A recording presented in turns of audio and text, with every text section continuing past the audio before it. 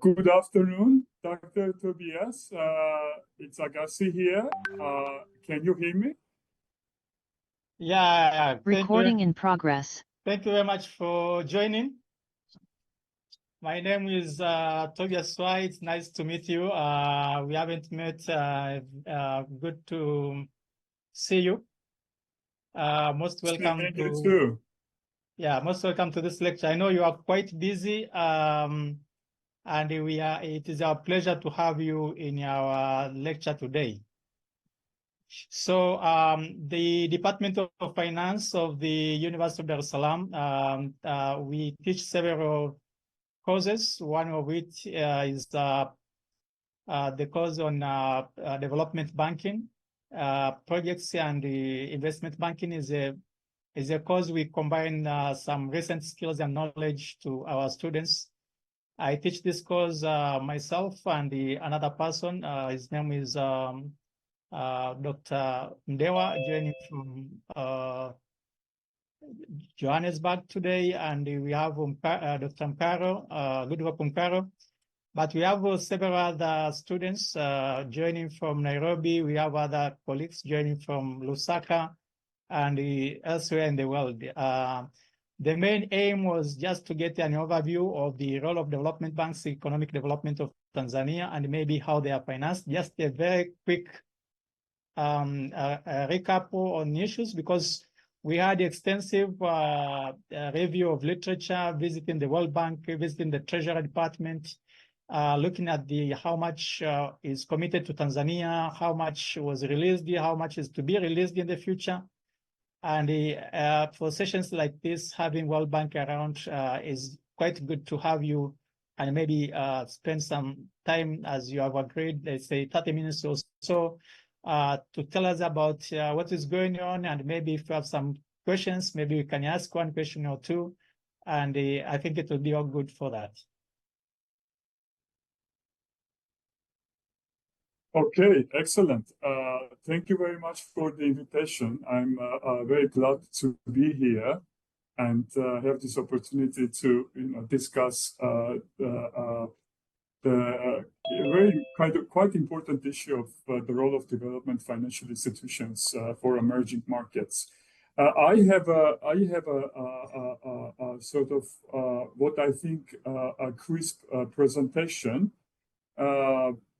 If that makes sense, which starts with sort of a background information about the bank in general, but also some specific information about Tanzania. Maybe I thought it could be good to set the stage, and maybe we can take it from there. I imagine the presentation shouldn't be more than 15%, but maybe. We can take it from there, and then we can elaborate a bit further, if that's okay. Sure. I think you have the stage. You can go on. Thank you very much.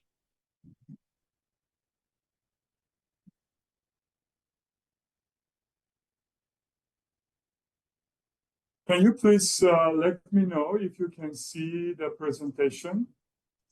Yes, it is visible.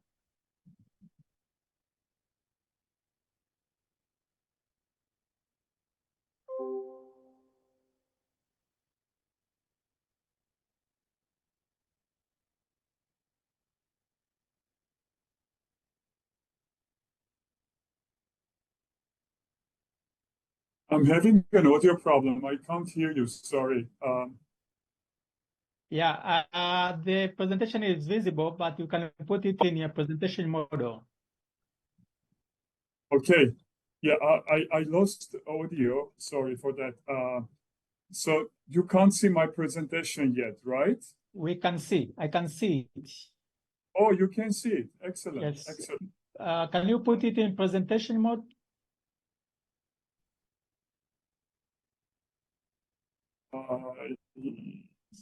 Slideshow.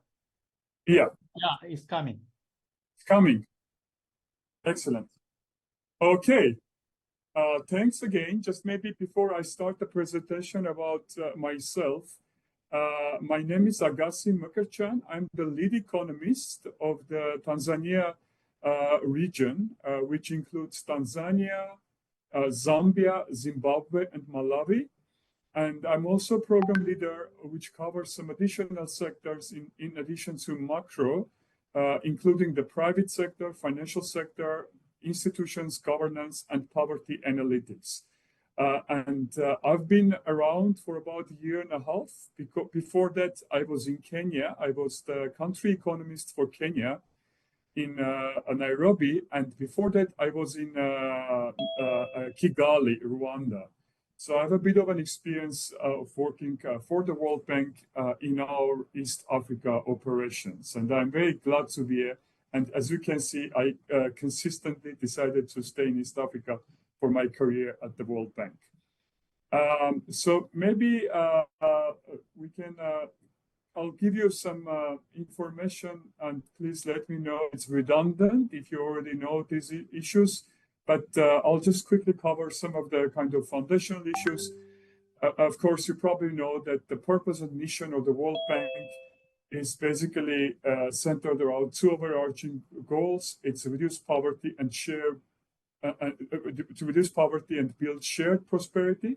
This is what we call two overarching goals. And we focus on sustainable development and economic growth, and we provide financial and technical assistance to developing countries to achieve these dual goals.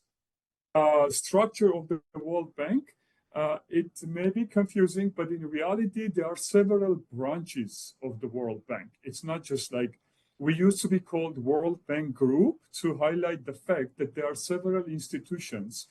So there are 5 key institutions under the World Bank.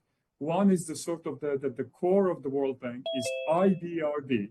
That's the International Bank for Reconstruction and Development. This is the first institution that was created in 1944 as the core of the World Bank. It lends to the government of middle-income countries.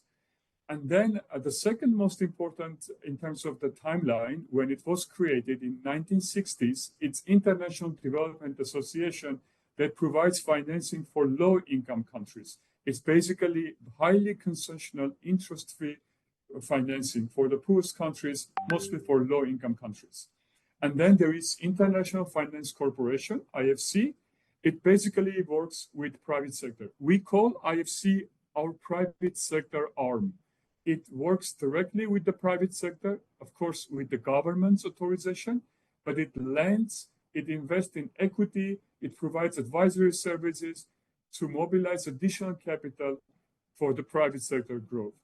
And then you might have also heard about Multilateral Investment Guarantee Agency, MIGA. That's also a private sector arm. It provides political risk insurance and credit enhancement to investors and lenders to facilitate foreign direct investments in emerging economies. So it's unlike International Financial Corporation, IFC, which directly lends to the private sector. MIGA provides insurance for certain types of risks to make sure that FDI, foreign direct investment, come to emerging markets. And we also have a less known branch, which is called International Center for Settlement of Investment Disputes. It provides international facilities for conciliation and arbitration of investment disputes. It's not as highly publicized as other branches, but that's more like arbitration platform. So history and establishment, you may know that we go back 80 years. So last year, there was big celebration of 80 years of the World Bank and IMF. We were established at the end of the Second World War, as it became clear that the war will end, and the great powers got together and they decided to come up with a new international monetary system. And that's why it's called Bretton Woods institution, coming out of Bretton Woods Conference. So initial purpose was to help the countries in Europe to rebuild. They were devastated in the Second World War and included only 44 countries. But of course, in 60s, 70s, and 90s, as new independent countries emerged, the bank membership expanded tremendously, and we, of course, close to 200 members countries. Our key function and activities, we provide loans and grants for development projects. We offer policy advice and technical expertise, but we also do research and analysis for global development issues. We would like to think of ourselves as not only a bank that lends money, but also as a knowledge bank that also generates knowledge for global and for countries, specific country purposes. A quick snapshot of our instruments. So we lend to the government through investment projects or general budget support, as you know, right? We have specific investment project, but on top of that, we also have so-called development policy operations. You might have heard where we directly lend to the government with sort of cash contribution. It goes to the budget and it can be used for general spending purposes, and it's not earmarked. So that's kind of a distinction between investment projects and budget support projects. And we, through the World Bank, we invest and lend to the private sector, as I mentioned above, and through MIGA, through IFC, the World Bank invests in private sector, and through MIGA, we issue guarantee for the private sector. And an important issue that I think many of the stakeholders do not appreciate is the financial architecture of the World Bank. Where does the money coming from? And I think it's important to distinguish two sources of money. One being the bank, as just any other bank, needs to mobilize money in order to be able to lend. And for that, we issue bonds. We issue bonds, and we issue bonds at very low interest rate because we have AAA rating, and we can issue bonds at lowest interest rate possible globally, and then we leverage these low interest bonds to be able to lend to countries. But we also serve as sort of a trust fund because we collect contributions from a global community, high-income countries, and then we mobilize these contributions for interest-free lending and grants to low-income member countries. So two different sources of financing. One is more like a typical bank that collects deposits, in our case, issuing bonds. And the second, more like a trust fund when we collect the resources from international community for interest-free lending for the low-income poor countries. Now, it's a good segue to Tanzania. So basically, our key objective in Tanzania is to help Tanzania to achieve a more inclusive, private sector-driven and resilient growth. So our portfolio is close to 10 billion, and that's a sort of a snapshot where the sectors where we do projects.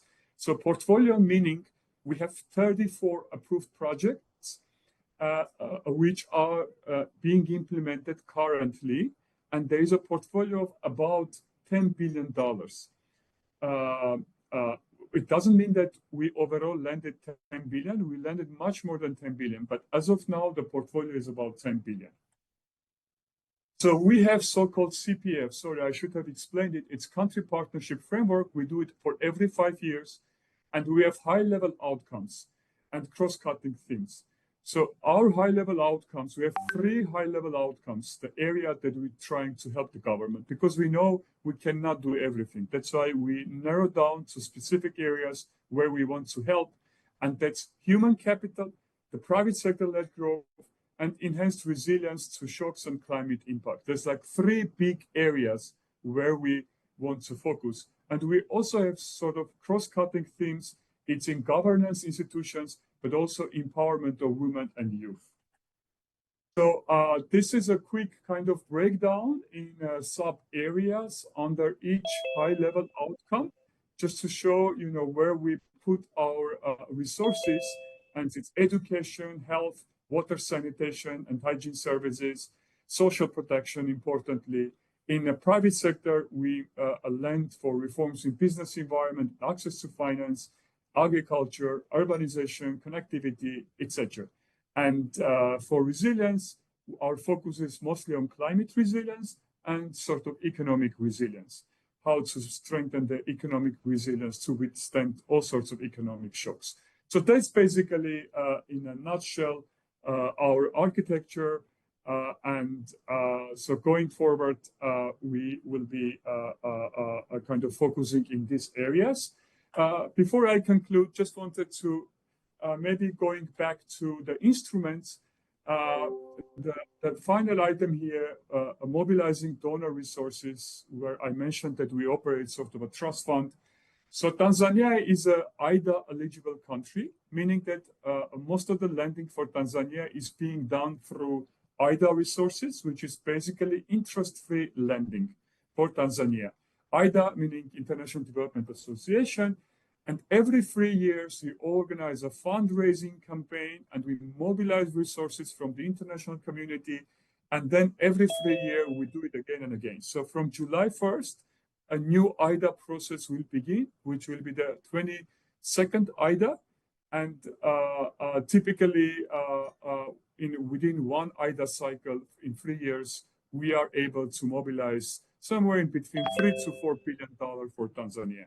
So, and I think as we start the new IDA cycle from July 1st, we hope to have, stay at this historical trajectory and be able to continue providing IDA resources to Tanzania. As I said, interest-free lending, concessional lending using IDA resources. So that's the end of my sort of a brief presentation. I wasn't sure which areas you would like me to focus on, but I also, as I mentioned at the beginning of my introduction, I'm also covering Malawi, Zimbabwe, and Zambia. Have some knowledge of our operations in Kenya and Rwanda from my prior experience. But and so I may be able to answer your question about these countries as well, not as detailed as probably for Tanzania, because I am based in Dar es Salaam. I work mostly on Tanzania. But anyway, happy to address any questions and happy to have a discussion with you. Over. Thank you very much, Mr. Agassi. I think you touched the very key issues related to the World Bank and the development banks, and we really appreciate. We have several questions. They are not in the Q&A, they are in the chat. I think maybe you can see them. One is coming from Catherine Collins Rutege. Is there a future where countries like Tanzania will be self-sufficient and no longer rely on World Bank or IMF loans? That is the question. Okay.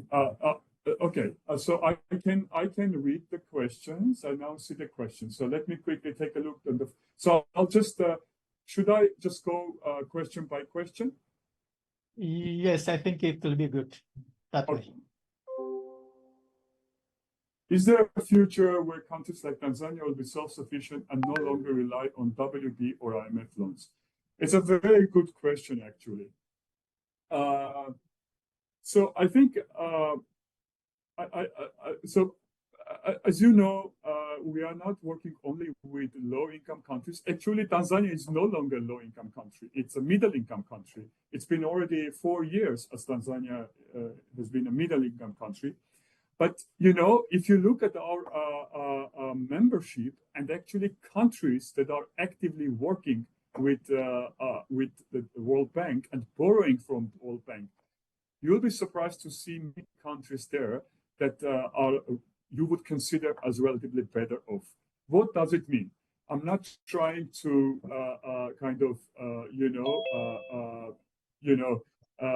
basically advertise the usefulness of the World Bank across the income spectrum of different countries. But the truth is that even if countries become middle-income country and yet upper middle-income country, they still see value in working with the World Bank. Of course, they borrow from IBRD, which is interest rate. So it's not interest-free at Tanzania, but they continue doing so. So I wouldn't respond to the question on IMF because IMF is slightly different, right? IMF is a program for a macro adjustment, and that comes with a different kind of context. So I'll just refrain from responding how countries, as they grow, as they move from low income to upper to middle income and then upper middle income countries. That's kind of a little bit more complex. But as far as World Bank concerned, we have so-called graduation income threshold, after which we consider countries sort of ready to graduate from World Bank. It's about $7,000-8,000 per capita, so it's like upper income countries, but it's not a forced graduation. They don't have to graduate at this point, and we can continue working with them if there is mutual agreement that access to the World Bank will continue to be a good proposition. But just quickly, what is the outlook of a country like Tanzania? So at some point, as Tanzania continues to perform very strongly economically, which Tanzania does, and at some point, they may graduate. Tanzania will graduate from IDA, International Development Association. So they will graduate from interest-free loans. Initially, it will be a blend, meaning that they will access both interest-free loan, but also the loans that will be a bit of interest rate. But then eventually it will be exclusively interest loan. There is no timeline for that. It depends on many, many different factors. So our neighbor Kenya is a blend country. Kenya can access both IBRD loans with interest, but also they're still eligible to access interest-free loans. We believe that we can be a useful counterpart for the countries as long as they're not sort of upper middle income country all the way closer to $10,000. I'm just giving you a rough estimate. There's nothing cast on the stone in terms of these income thresholds. Okay, so second question. How does the World Bank assess the effectiveness of its development intervention in low-income countries? What strategies does the World Bank recommend for countries facing high debt burdens who are trying to fund development for them? What role does the World Bank see for local capital market in supporting long-term development in African countries? Very meaningful questions. Results orientation for us is everything. We believe that we are outcome-oriented organization. That's why we have robust system of accountability. We have evaluation institutions. So we have monitoring and evaluation, and then we also have independent evaluation. We have a special arm within the bank, which calls REG, Independent Evaluation Group. It does not report to the management of the World Bank. It directly reports to the World Bank board. And they do evaluation of pretty much every single project that we do. There is sort of desk evaluation, but then there is also in-depth evaluation when they visit the country, see the achievements on the ground. And I would say about 75–80% of our projects globally are sort of above the line in terms of being satisfactory. Surprisingly, it may not seem like 100%, of course, but it's sort of considered as a threshold which is acceptable for the international community, because sometimes project implementation in developing countries can be very challenging.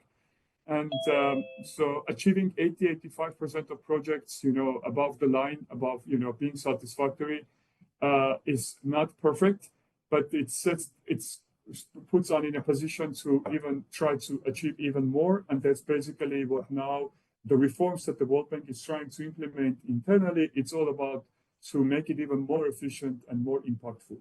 So the question on high debt burden, it's a very important topic. We have all sorts of mechanisms in place for working with countries in high risk of debt distress or in debt distress. It has huge implication in terms of how engage with the country. But most importantly, we try to do everything possible to prevent countries from going into high risk of debt distress or going into debt distress. And if in those cases where unfortunately countries still end up being in debt distress, which will happen because of commercial borrowing, it will not happen because of borrowing from us. Because as I said, our grant element for concessional lending is really very high, and it's basically impossible to end up in a debt distress by borrowing from the World Bank, from IDA. But it happens because countries borrow commercially, or countries end up facing some sort of contingent liability when governments have to step in, and out of sudden there is a debt burden that wasn't accounted for in the past. So there are all sorts of mechanisms there in place. I think we are considered a very important partner in helping the countries not to go into debt crisis, but once the unfortunate scenario, if they're there, to help them to restructure the debt and go back into a sustainable trajectory. And we have a case, of course, the case of Zambia, which was in debt distress, and then it went through so-called common framework, and the World Bank was a very important partner with the Zambia, and we continue to supporting Zambia, and now Zambia is back to stable trajectory and with a very bright prospects going forward. Local capital markets, of course, we need to be patient with local capital markets. So local capital markets start from local savings, national savings. Without national savings, we cannot promote local capital markets. So that's why it's basically the reform agenda, because it's such a multi-variable equation, if you would like to think about it.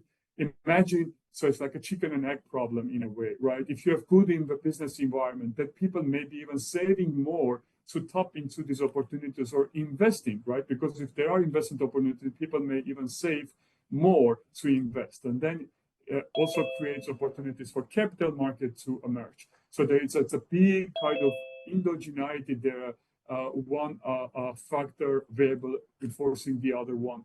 And that's why basically everything that we do in the countries, it's about creating structural depth in financial markets, in making sure that the private savings are created and private sectors savings are channeled to the private sector to be used for investment.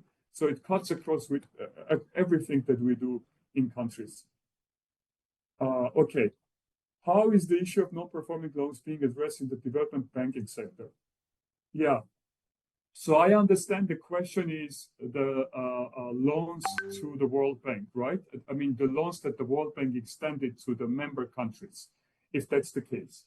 So it's important to notice that according to our agreements of their foundational agreements with the member countries, we have so-called seniority of our loan, because those loans are not market-based loans, right?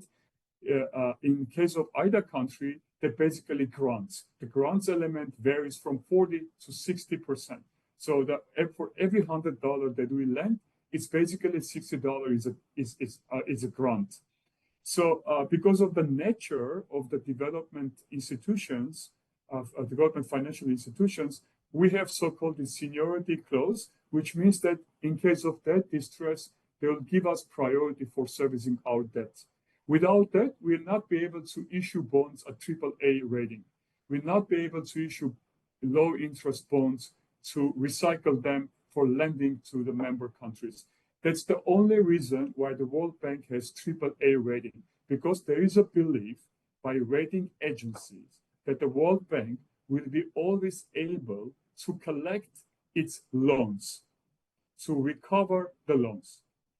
So in unfortunate cases, when the countries are not able to service those loans, of course, they end up being in arrears.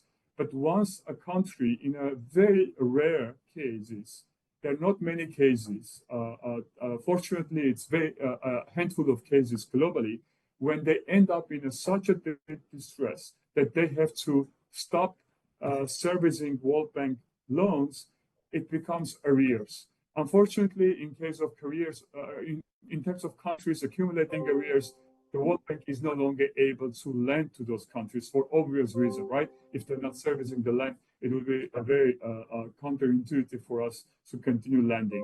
And then what happens typically after a couple of years, we mobilize resources international community to make sure to help the countries to restructure the debt.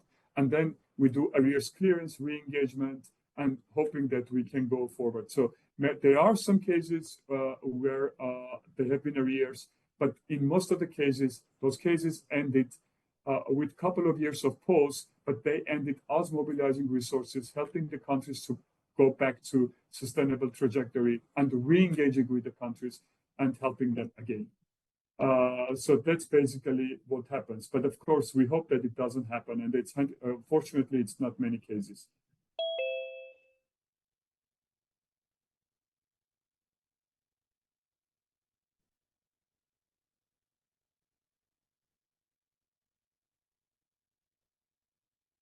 Okay, so the question is about infrastructure versus other projects. So I'll go back to, I'm not sharing I don't want to complicate it technologically, but if you recall, so I'm just reading from the pie chart that I illustrated earlier. So 17% of our lending is directly goes into transport, 16% into energy.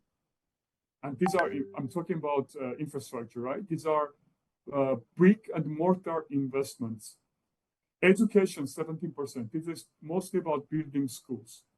Water sector, it's water infrastructure, 9%. Urban economy, it's basically urban roads, BRT, which, as you may know, the bank is supporting, right? BRT is a very important part of our portfolio, 12%. Yeah, digital economy, 2%. So I think if you kind of use your metrics, as you said, if I can paraphrase, hard infrastructure, I would say 60% of our, 70% of our lending goes to hard infrastructure sectors. And the remainder, big chunk of remainder goes as direct financing for the budget, which is called general budget support. And we call the instrument development policy operation, DPO. It goes directly to the budget. It reduces the pressure on the government to borrow commercially, both locally but also externally. And it goes to support overall spending priorities of the government. But of course, it means that we also are happy with the spending priorities of the government. If you are not happy with budget allocations, of course, it will be hard for the World Bank to offer budget support if we are not happy with the composition of budget. For example, if there is underinvestment and there is overspending on, let's say, public wages and underspending on education, on health services, on infrastructure, it will be very difficult for the World Bank to continue lending as a general budget support. And we'll focus more on infrastructure, as you said, on specific things that we do. So I think, roads, we have so many projects on roads in Tanzania. And also there's an ongoing dialogue on SGR. It's a newly emerging area, SGR, for the World Bank. It's a new phenomenon, and the World Bank is exploring different options of helping kind of to make it, the expansion of SGR sustainable with sustainable financing. But yeah, we don't have a current operation on SGR, but there's ongoing dialogue. But everything else that you mentioned in your question is the bread and butter of our work in Tanzania. Energy, transmission lines, water infrastructure, irrigation, so many projects. Tanzania is a huge country. We have so much in many districts of, far, far away from Dar es Salaam. Okay. The question about institutional transparency and accountability, a very good question. Thank you very much. So as you might have seen, institutions and governance is a cross-cutting area. And that's a big consideration for us. Again, we have two types of operations, right? One is our investment lending, and there is very strict due diligence, and project implementation units, they operate under our monitoring, and we do everything possible and impossible to make sure that there is absolutely no major breach. in institutional integrity of this project implementation. But I understand your question also goes broadly in terms of how the country is doing in general. I can guarantee that if the corruption level in the country is such that it undermines the use of additional resources that we have made available for the country, the World Bank will very much hesitate to engage in the country.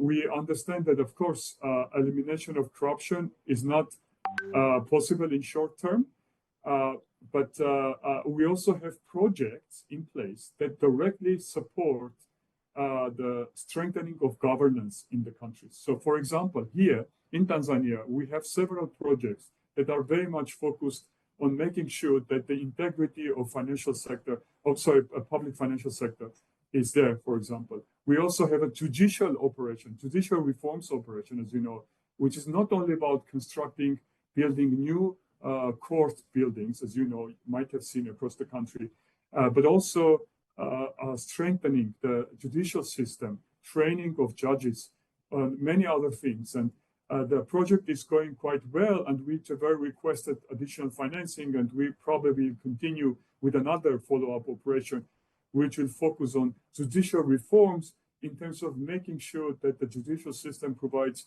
the needed services for the society in order for the society to reduce the cost of dispute resolution and be able to resolve disputes in a way that is acceptable and doesn't affect the transaction cost, doesn't increase the transaction cost significantly. And the question on so question is on the country partnership framework. So as I mentioned, we have 3 high-level outcomes. One is I think what I can do, I probably can share the presentation with you so that it will be circulated in your community. But the 3 key high-level objectives that we have is human capital and labor productivity, its private sector-led growth, and enhanced resilience to economic and climate shocks.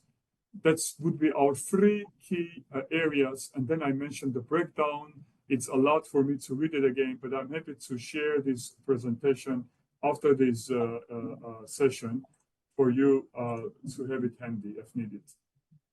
What are the major challenges the World Bank has identified in Tanzania's digital economy? How is working with the government and private sector to address them?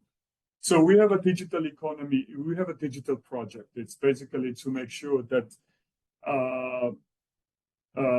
there is a stronger supply of digital services, because we believe that digital services are have an equalizing power, reducing the transaction cost, especially in countries where other infrastructure gaps exist as well. Then sort of digital services are sort of a force multiplier, if you would like to think in terms of like military terms. It's a force multiplier. It helps to reduce the costs. It connects the people together. And that's why we have digital portfolio. It's going to expand. We are going to have more services and more investment there. I think it's both infrastructure, and we clearly invest in infrastructure, but also the overall operational environment for digital services. And it goes hand in hand with broader private sector issues, business environment issues that companies and firms are facing in Tanzania, and not only in Tanzania, but in other countries. And government is fully committed in addressing those issues, right? We have a blueprint, and the second blueprint has been launched. And we very much look forward to working with the government. As I can assure you that there's absolutely a big appetite on the side of government to address as many private sector related issues as possible. There's strong recognition that private sector has to play a bigger role. And of course, it cuts across all of the sectors and digital sector as well. And I think the overall changes in Tanzania are evolutionary. they're not revolutionary. We don't jump from one reality to another and then maybe move back again. So that's kind of our assessment, is that there have been evolutionary progress in Tanzania, step by step, informed reforms and moving the needle gradually, sometimes slowly, as many people would say, but steadily, as we clearly see, as country moves forward, close to 6% growth across years, becoming middle-income country, on a very good position to build on it and aim at becoming upper middle-income country within 2 decades or so, right? Maybe 3 decades. So that's why we believe that these issues are on the radar screen of both us, but also of the government, and we'll be trying to address them. Okay, PPPs has been thought to be one of the approaches that may assist LDCs.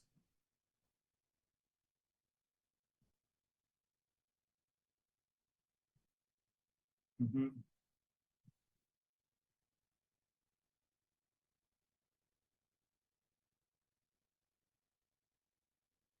Yeah.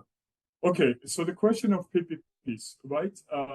So PPPs are important because we believe that PPPs basically allow the private sector to provide services, mostly infrastructure services, and without undermining fiscal sustainability. It's like, creating an environment when there is a willing buyer of those services and there is willing provider of those services, and government is in a way off the hook. It's not under pressure to borrow, to invest, and accumulate debt burden. Of course, it requires, as the question very eloquently puts here, it requires a sort of purchasing power. So that's why PPPs probably are not applicable in all circumstances, and not for all countries, or not in all countries at the same time, or not in all of the sectors at the same time. That's why what we are trying to do, we help the government to identify the sectors where PPPs make a lot of sense, when there is a willing buyer and there is a willing seller, and there is a private company that comes and will invest to have sustainable profits as well. So, and what we see in Tanzania, we see more opportunities for PPPs. Some of the sectors which would not be considered for PPP because of the reasons that mentioned in the questions, we now see those sectors are more open for the idea of attracting private investment and having PPPs with some sort of socialization by the government of certain aspects, reducing the cost for the private sector and reducing the cost of production of the services, and ultimately the end user service charges to be reduced as much as possible. But just kind of triangulating fiscal sustainability, the use of public resources, the ability of customers to pay, and finding the right company that can come and invest. So I'm very optimistic about the use of PPPs in Tanzania. I think people underappreciate how much users are happy to pay if meaningful services are provided in a coherent and meaningful way. Toll roads, a bridge emerges somewhere, and then it's a huge relief in terms of cutting transaction costs for households and businesses, and then there will be growing appreciation of the fact that the service charge that will be charged for it probably is coherent and meaningful, and people will pay. And we increasingly see these examples, all right? And we are optimistic about it. But again, I very much agree that in not all of the countries and not in all sectors we can employ it. Oh, the question about rural communities. Yeah, so by the way, so commercialization of agriculture is one of distinct objectives of the CPF, our country partnership framework. It's under private sector. So we believe in enormous potential of Tanzania. Actually, all of us working on Tanzania World Bank, we are so optimistic about Tanzania. It's also because of the foundational characteristic of Tanzania, because it's such a blessed country. in terms of, access to markets, in terms of the access to the ocean, in terms of the fertile land, in terms of human resources, in terms of the population size. And so commercialization of agriculture, building on successes, building on natural endowment is a very important part of our strategy. And that's why we continue to invest, to work with rural communities. It's a very big part of our work. It's access to markets, services, irrigation, everything, you name it.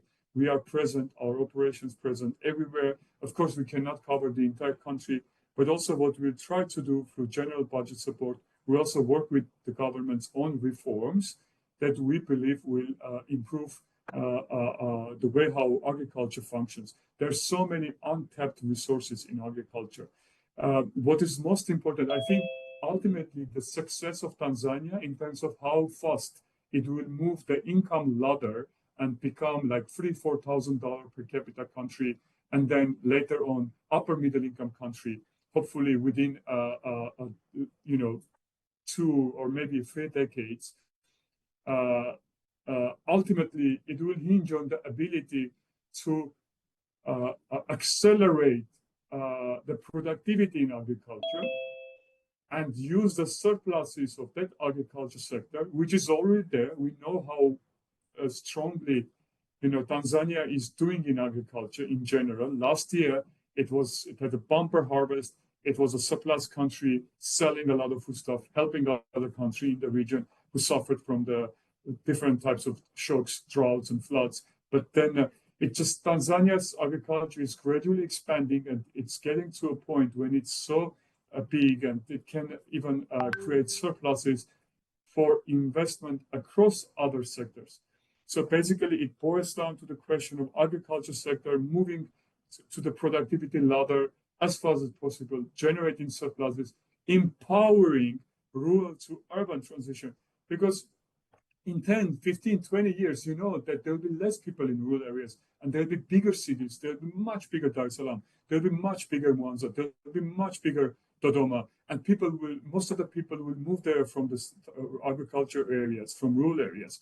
And the best way to ensure that this urbanization goes in a way that is sustainable, that is super productive, that is beneficial for everybody, is that these people moving out rural areas go there with certain resources. That's the recipe for success. People don't run away from rural areas.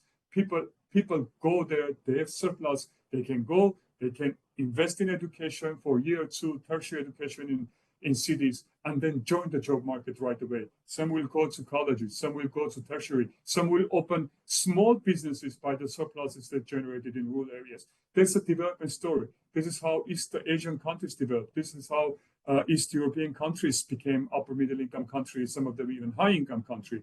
That's a rural urban kind of connection through productive agriculture sector that helps channeling human resources to the urban economy, but endowed with savings, with resources, with skills, not out of disparity, not out of nothing else to do, but informed and productive choices. So that's basically how we see the main recipe. If we get this right, then the rest will go automatically. 5, 6, 7, 8% growth will be sustained over decades and will transform the country entirely. So I'll stop here. I think I addressed the final question. Sorry, please let me know if I missed any question here. Thank you.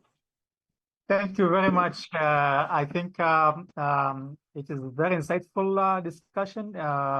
We have still some questions in the Q&A, but I think we only have maybe 10 minutes to go. But I think you have addressed most of the issues. I don't know if there is any one who wants to ask a direct question from the speaker, from the participants. You can raise your hand right now, and maybe you'll ask a direct question to the speaker. Yeah, apologies if I missed any question. I'm happy to address it. We have 12 minutes.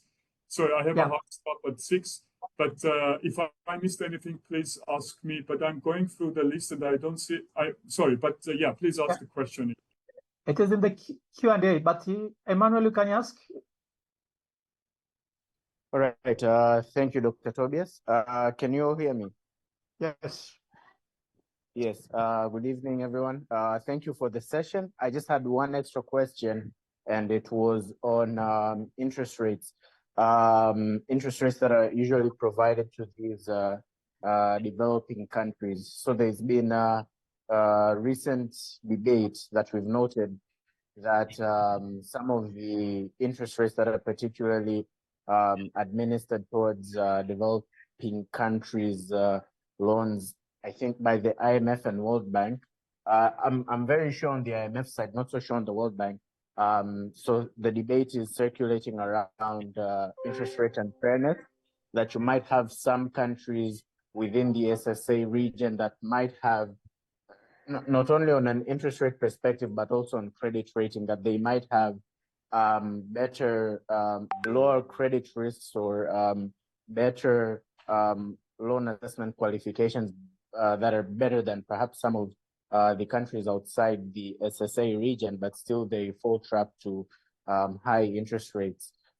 If that's a case for the World Bank, could you sort of, would be very interested to hear your view on that argument from the World Bank's perspective. Thank you. Thank you, Emmanuel, for the question.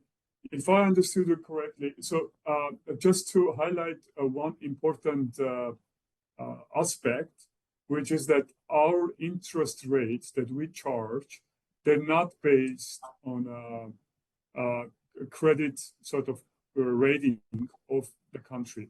So we have one unified kind of schedule that is applied to every country. So we don't distinguish countries based on, whether they have AAA or they have, they have, below investment grade. It's we do not operate like commercial banks. But I think it's very important to also highlight that most of the countries in our region are IDA countries, and IDA doesn't charge any interest.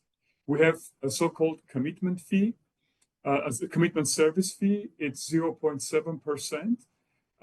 But again, because of the grace period and 40-year, 30-year maturity, even taking into account the service and commitment fee, on average, 50% of IDA is a grant.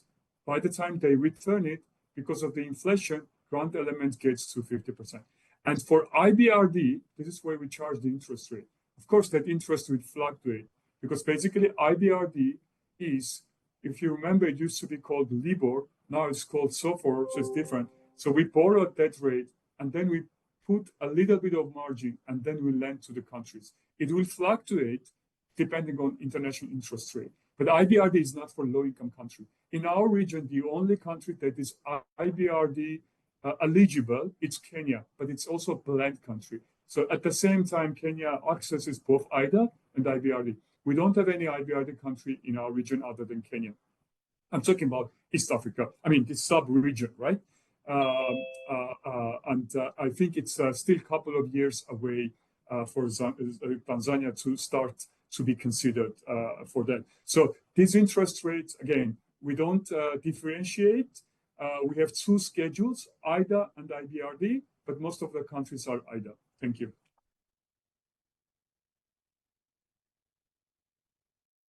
Thank you. There are several questions in the Q&A. Can you check? Maybe you can answer one or two. We are close to the time. Sure. Let me go back and see questions that I might. No, in the Q&A. Yeah, Q&A. You mean in this? Yeah, in this message board, right?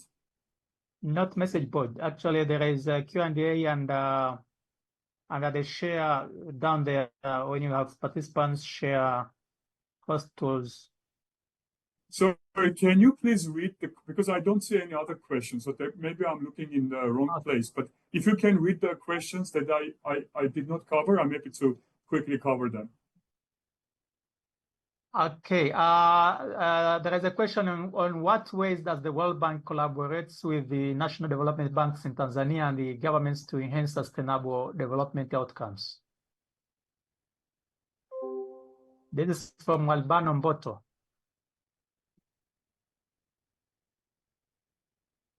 Okay.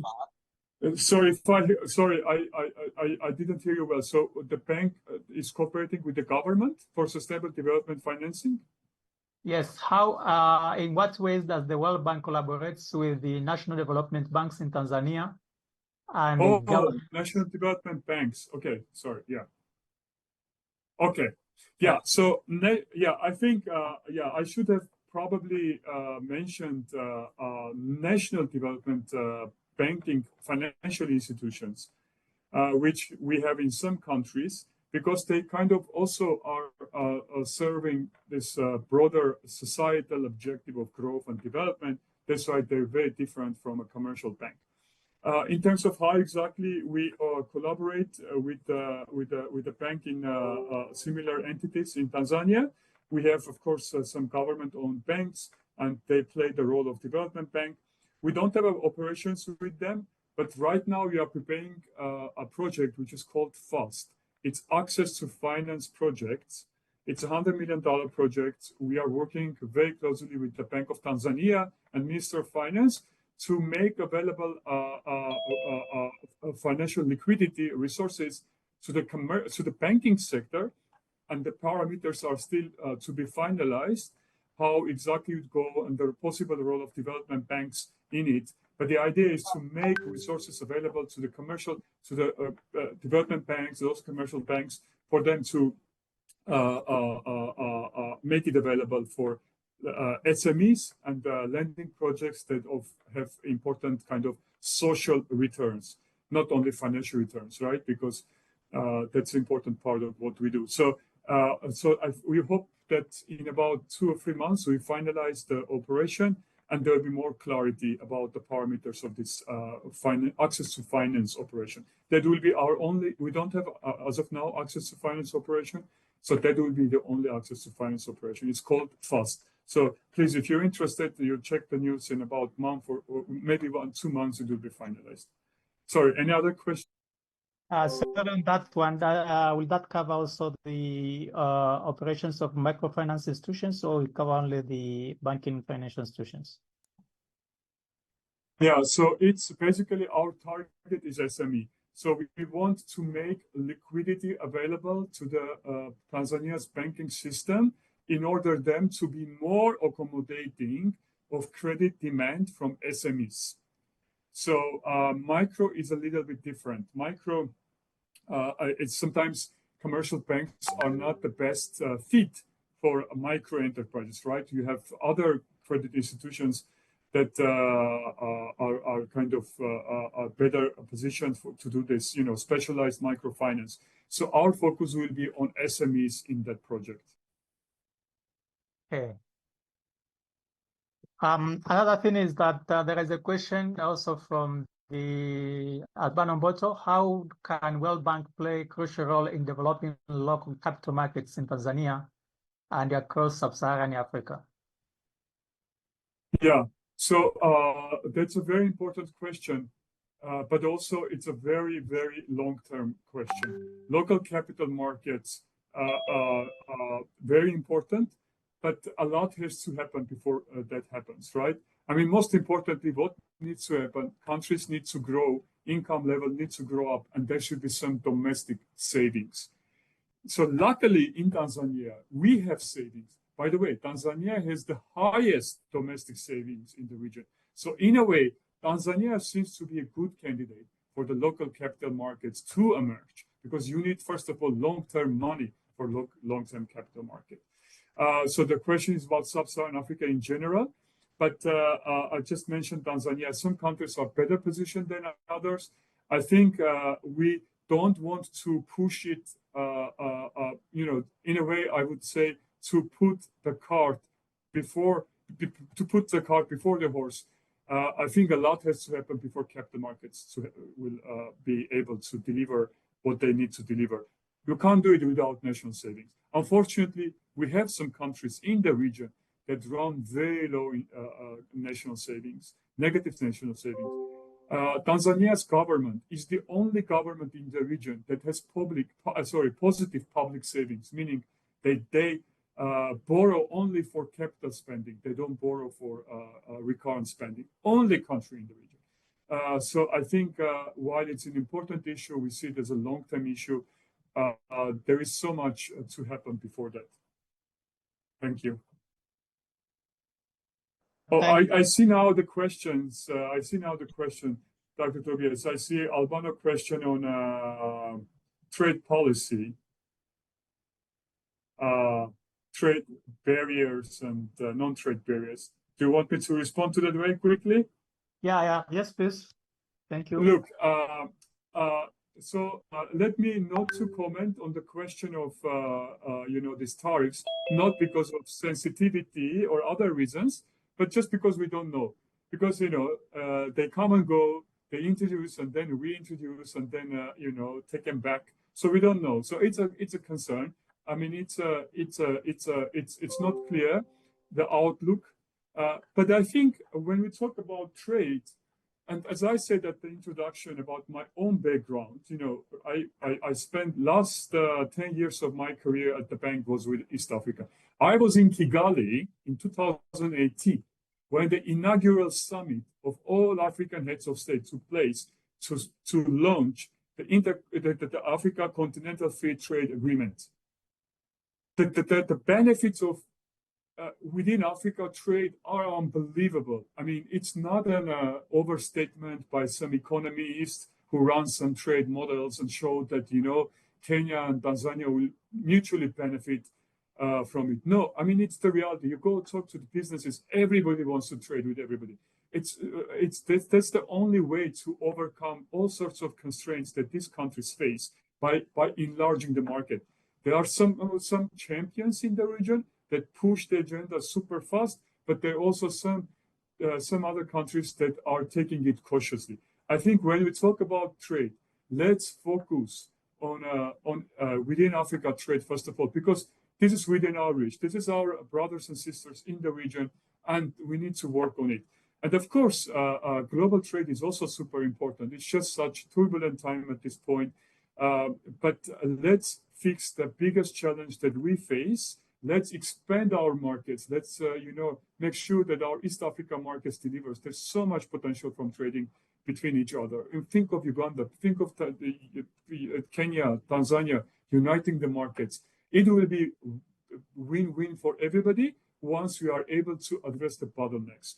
So sorry, I'm kind of paranoid about it. I would like to put the discussion when it comes to trade and non-trade barriers in the domain of kind of within Africa issues before going to other issues, but not to underestimate other issues.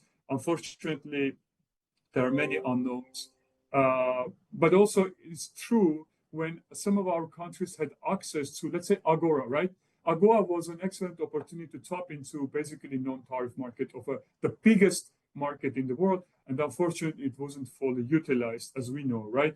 But just shows that to be able to fully participate in international trade and enter into these lucrative markets, we need to do a lot in our private sectors, in business environment, to attract investment, to become more competitive, and to improve our productivity and produce competitive products and use every opportunity that international economy will give us, the region.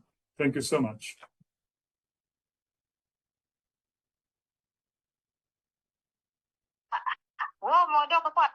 Thank you very much, Mr. Agas. Thank you very much for your time. I think we don't have much time. We have learned a lot of things for myself as well. At this university, the Department of Finance, we have the Center for Banking and Financial Sciences Research, which is headed by Professor Esther Shangoma. Professor Esther Shangoma is also a board member of the Central Bank, among others. I think there is a need for more collaboration, given these insights. For example, you said Tanzania is the only borrower in this region which borrows for development and not for the current expenditure. I think these are news which we need to hear, because when we were analyzing the work of the World Bank in Tanzania, we have seen that it commands like 5% of the global loan portfolio of the World Bank. So I think we might need more time and more one-to-one discussion. We'll discuss with the research, the university research team to see if you can we can have your team maybe once in a quarter to come and explain some of these issues to the academicians and the general public, so as we can all benefit from this knowledge. Asante sana. Thank you very much. Thank you very much, everybody, for joining. We have Dr. Neema. Can you say something to this? Dr. Neema, are you there? Well, Dr. Soy, thank you so much. I don't have much to say. I just want to appreciate for the very important discussion. I think we learned a lot. As you said, I think there is still more to learn, and we are all looking forward for the next opportunity. Thank you. Okay, thank you, Mr. Agas. We look forward to receive the presentation. Thank you very much for your time. Asante sana. Thank you so much, and I'm happy to engage further, maybe in person, engaging with academia, with researcher, with student. It's a very important part of our work. So I'm appreciating the fact that you invited me to talk. So please, I'll circulate the presentation. You'll see my email. If you have any question, please feel free to let me know. Thank you so much. Asante sana. Have a nice day. Asante sana. Thank you. Recording stopped.